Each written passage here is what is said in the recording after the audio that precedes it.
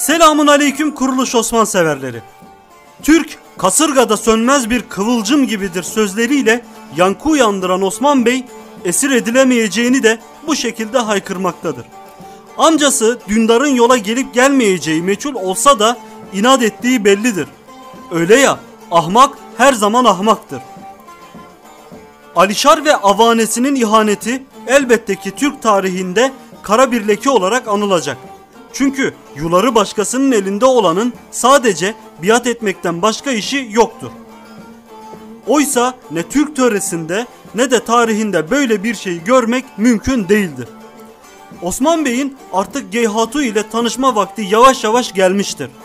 Sözde esir edilmesi onun kurtulması için bir engel olmayıp ihtimaller dahilinde de ya Geyhatu ile karşılaşacak veya amcası Sungur Tekin tarafından kurtarılacaktır.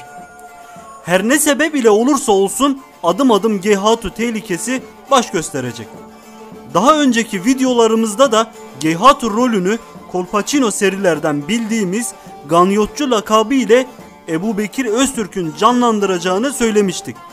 Açıkçası bize göre diziye pek yakışacaktır.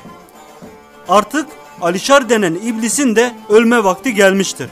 Çünkü olaylar yavaş yavaş Osman lehine çözülmeye başlandığında Alişar'ın da Osman Bey'in eline geçmesi an meselesidir. Balgay tekrar dizide yer alacaktır.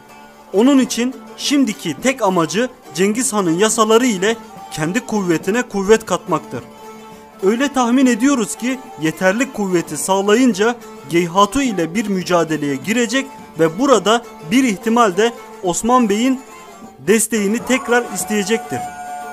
Daha aksiyonlu bölümlerin bizlerini beklediğini söylemeliyiz. Bakalım ahval ilerleyen bölümlerde nasıl olacaktır? Kendinize iyi bakın, esen kalın kardeşler.